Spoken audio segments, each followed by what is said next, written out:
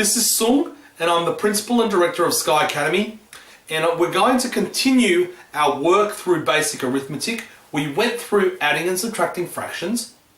Now what we're going to be doing is looking at adding and subtracting decimals. Okay, now there's some basic rules with adding and subtracting decimals, and I'll go through them with you. All right, when adding and subtracting decimals, we must first align all digits by aligning the decimal point, by first aligning the decimal point. So we align all the digits by first aligning the decimal point. We fill in any missing digits with 0, and then we add and subtract like normal. Okay, so when doing it by hand, that's how you do it. So let's have a look at this example here. All right, so you got 2.1, or 2.01 I should say, minus or plus 0.32. All right, so see how we align the decimal point first? Right, we align the decimal point first, and then all the digits should be aligned with that.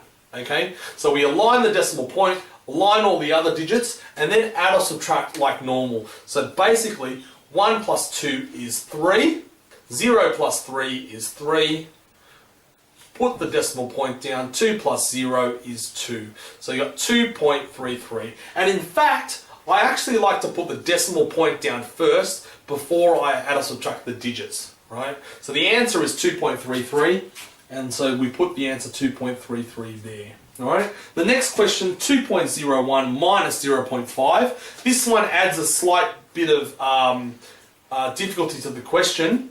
So you got 2.01. All right. So remember that we write the decimal by aligning the decimal points first. So what you got to do is align the next number with that decimal point. So you've got a 0 on this side and a 5 on this side. So now what we do is we check whether they're aligned. Yes, the decimal points are aligned, the 2 and the 0 are aligned, the 0 and the 5 are aligned, and then the 1, and you've got a missing digit. So see how you got a missing digit? What do you do when you have a missing digit? You fill it with zeros. So you fill that missing digit with a 0, and then you can add or subtract like normal. So let's subtract. 1 minus 0 is 1. 0 minus 5 you can't do. So then you borrow from the 2 to make that 10. That becomes 1. 10 minus 5 is 5. 1 minus 0 becomes 1. So the answer is 1.51.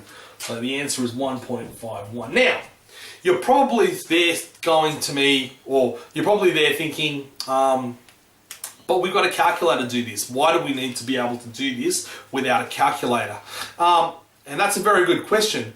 For all intents and purposes, you will be using your calculator 99.9% of the time for these sort of questions. But what you do want to be doing, right, is with your calculator, you want to be looking for answers which are absurd. Alright, so you might get an answer that you think might be right, but if you really think about it, it might be absurd. Right? You might think, this is a really strange answer, I wouldn't be expecting this, and you've got to be able to notice them and then do a double check in your head. Okay? And that's why it's important to be able to kind of do this, because sometimes you might, I don't know, forget to put the decimal point in, and you have 2.001 minus 5, and you end up with a really weird answer, in which case you kind of go, hang on a tick, you got to be able to recognize, hang on a tick, this answer isn't right. Okay, so that's why you've got to be able to do sort of these in your head, not to the point where you can get the right answer, but to the point where you can kind of double check the answer that you've got on your calculator with this, with the answer that you've done in your head. Okay, so yeah. So that's my answer to that objection. But it's also good to be able to know it anyway.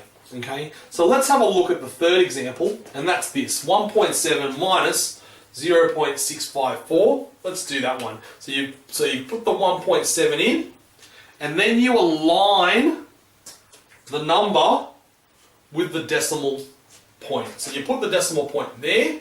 You've got a 0 on this side, you've got a 6 on this side, you've got a 5 and a 4 following it, which means that you've got missing zeros.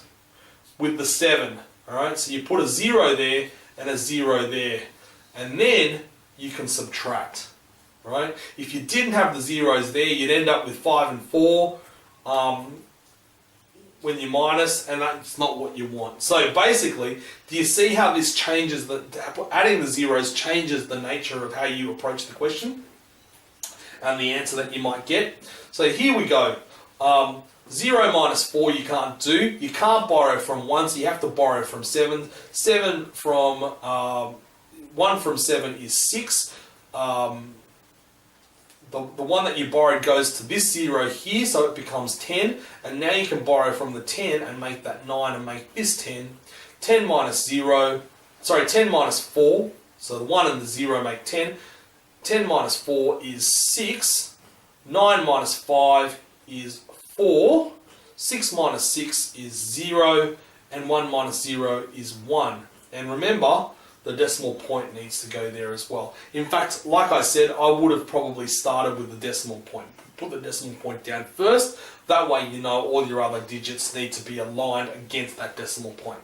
Okay? So the answer for that question would be 1.046. So the answer here, 1.046. Alright. That adding and subtracting decimals doesn't get much harder than that. So go away and knock yourself out practicing these sort of questions or just being familiar with it. All right. So thanks very much for watching.